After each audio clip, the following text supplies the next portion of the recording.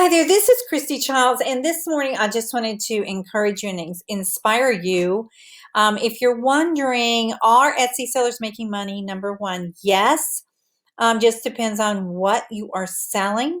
And my friend Michelle, this is her shop. She is doing quite well. This may have changed since I checked it an hour ago, but when I checked it an hour ago, I added up her sales, and it's a Monday morning. We're up to $1,865. Okay. And again, this changes as people add things to their cart.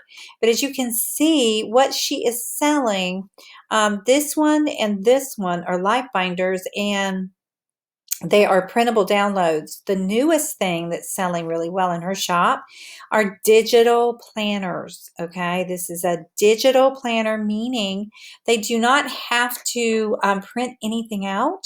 You just use it on your iPad or your tablet with a stylus.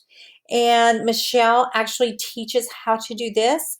If you think this would be a great business for you and this is something that you would like to jump into, you already have an Etsy shop and or you'd like to open one, that's included in her training as well. And if you decide to get Michelle's course through my link, you will also get my free printables course, how to make your first printable as a newbie.